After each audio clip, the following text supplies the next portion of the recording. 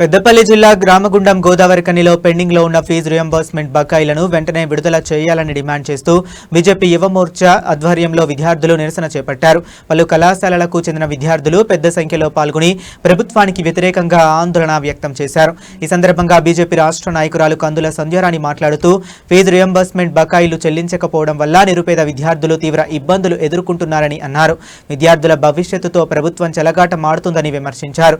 వెంటనే పెండింగ్ బకాయిలను విడుదల చేసి విద్యార్థుల సమస్యలను పరిష్కరించాలని ప్రభుత్వాన్ని డిమాండ్ చేశారు.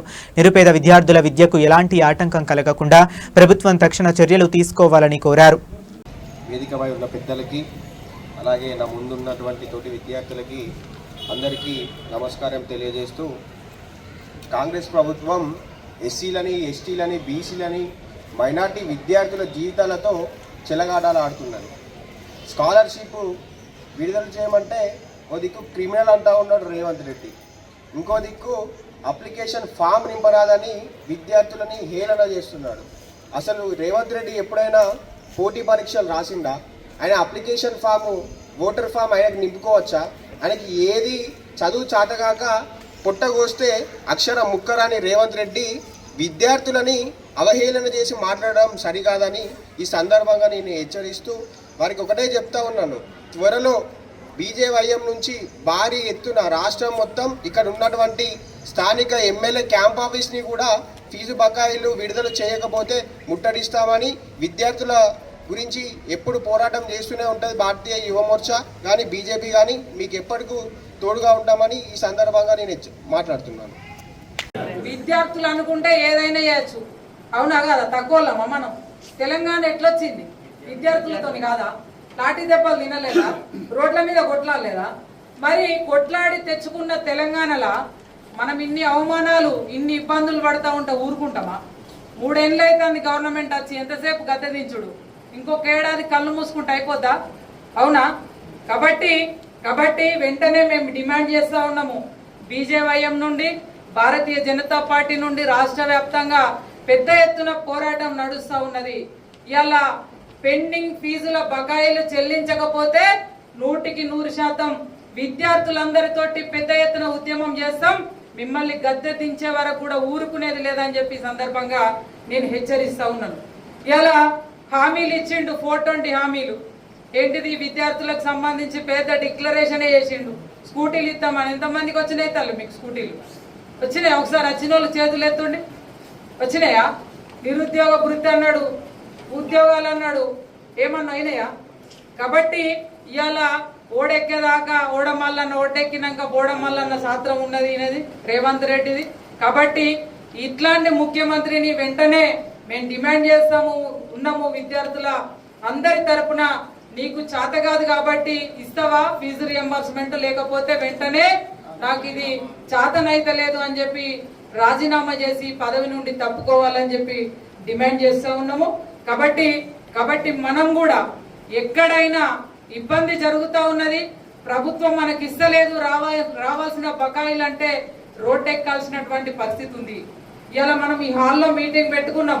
రేపు అవసరమైతే ప్రభుత్వ కార్యాలయం ముట్టడించాలి, మీరంతా కూడా కదిలి రావాలి. ఎందుకంటే ఈ ఉద్యమం మా కొరకు కాదు, నా కొరకో, లేకపోతే ఇక్కడ తమ్ముడు కళ్యాణ్ కొరకో, లేకపోతే హర్ష కొరకో, వీళ్ళ కొరకో కాదు. మేము కొట్లాడేది మీ కొరకు. కాబట్టి మేము చేసేటువంటి ఉద్యమంలో మీరు కూడా భాగస్వాములు కావాలి. రేపు రోడ్డెక్కి ధర్నా చేస్తామా, క్యాంపు కార్యాలయం ముట్టడిస్తామా, ప్రభుత్వ కార్యాలయం ముట్టడిస్తామా, ఖచ్చితంగా మీరంతా కూడా ముందుకు నడవాల్సినటువంటి అవసరం ఉంది. ఎందుకంటే భయపడితే భయపెడతారు, మనం అడగకపోతే ఇవాళ ఇచ్చేటువంటి పరిస్థితి లేదు. కాబట్టి ఎదిరించకపోతే బెదిరించేవాడిదే రాజ్యం అవుతుంది. కాబట్టి ఎదిరించాలే, కొట్లాడి సాధించుకోవాలని చెప్పి విద్యార్థులందరినీ కూడా కోరుతూ, మీ తరపున ఎప్పుడైనా ఎక్కడైనా విద్యార్థులకు కష్టం వస్తే ముందుండి కొట్లాడేది బీజేపీ.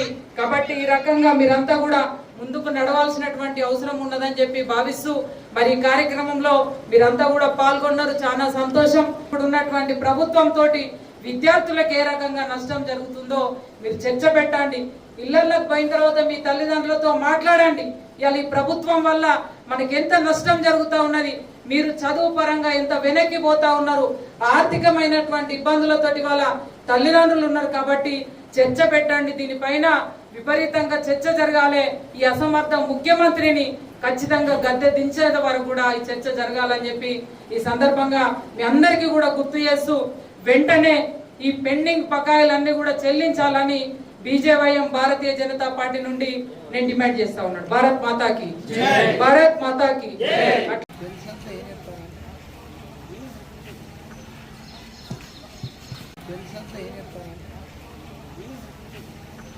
విద్యార్థులకు ఇవ్వనటువంటి నీచము ప్రభుత్వం ఈ కాంగ్రెస్ పార్టీ ప్రభుత్వం, ఈ రేవంత్ రెడ్డి ప్రభుత్వం. విద్యార్థులతో పెట్టుకున్నటువంటి ఏ ప్రభుత్వం కూడా బాగుపడ్డట్టు చరిత్రలో లేదు. ఉందో మీరు తెలియజెప్పాల్సిన అవసరం మీ మీద ఉన్నది. మీరు చెప్పాలి, 3 సంవత్సరాల కాలంలో ఒక్కొక్క డిగ్రీ విద్యార్థికి సంవత్సరానికి 6,000 రూపాయల చొప్పున ఒక్కొక్క విద్యార్థికి 18,000 రూపాయలు రేవంత్ రెడ్డి బాకీ ఉన్నాడు విద్యార్థులకు. చెప్పాలి, మీ అమ్మ నాన్నలకు చెప్పాలి, మీ అన్న చెల్లెలకు చెప్పాలి, మీ అక్క చెల్లెలకు చెప్పాలి, మీ ఇంటి పక్కలకు చెప్పాలి, చుట్టుపక్కల వాళ్ళకి చెప్పాలి. ఈ కాంగ్రెస్ పార్టీ చేస్తున్నటువంటి మోసాలను పూసగుచ్చినట్టు మీరు చెప్తేనే అటువంటి ప్రభుత్వానికి సరైన బుద్ధి వస్తుందని చెప్పని తెలియజేస్తా ఉన్నాం. ఈ రోజు రేవంత్ రెడ్డి ప్రభుత్వం ఒక విద్యార్థులనే కాదు, అన్ని వర్గాల వారిని మోసం చేసినటువంటి ప్రభుత్వం ఏదైనా ఉందంటే ఈ రేవంత్ రెడ్డి ప్రభుత్వం. రైతులను మోసం చేసిండు. రైతు బంధు ఇస్తానన్నాడు, 3 సంవత్సరాలు దాన్ని గద్దెనెక్కి 6 సార్లు ఇవ్వాల్సినటువంటి రైతు బంధును కేవలం 2 సార్లు 3 సార్లు మాత్రమే అరాకొరా ఇచ్చి చేతులు దులిపేసినటువంటి పరిస్థితి ఉన్నది. రైతు భరోసా ఇస్తానన్నాడు, అది ఇవ్వలేదు. రైతులకు 24 గంటల 3 ఫేజ్ కరెంట్ ఇస్తానని అన్నాడు, అది ఇవ్వలేదు. పెన్షన్ 2,000 ఉన్నటువంటి పెన్షన్ 4,000 చేస్తా అన్నాడు, అది ఇవ్వలేదు. వికలాంగుల పెన్షన్స్ 5,000 చేస్తా అన్నాడు, అది ఇవ్వలేదు. కళ్యాణ లక్ష్మి 1,00,000 రూపాయలతో పాటు తులం బంగారం ఇస్తా అని చెప్పిండు, అది ఇవ్వలేదు. నోటిఫికేషన్ లేక ఈ రోజు రోడ్ ఎక్కేటటువంటి దుర్భరమైనటువంటి పరిస్థితి ఉన్నది. రేవంత్ రెడ్డి ప్రభుత్వం వచ్చినప్పటి నుంచి ఒక్క నోటిఫికేషన్ కూడా ఇవ్వనటువంటి పరిస్థితి ఉన్నది. కాబట్టి సోదరి మల్లారా, చెల్లెలారా, మిమ్మల్ని రిక్వెస్ట్ చేస్తా ఉన్నాం. మీ సమస్య మీద కొట్లాడడానికి భారతీయ జనతా పార్టీ తరఫున మేము ఇక్కడ ముందున్నాం. ఈ ధర్మ పోరాటంలో, ఈ ధర్మ యుద్ధంలో మీరందరూ కూడా భాగస్వామ్యం కావాలని చెప్పని పేరున మిమ్మల్ని అందరినీ కోరుకుంటూ,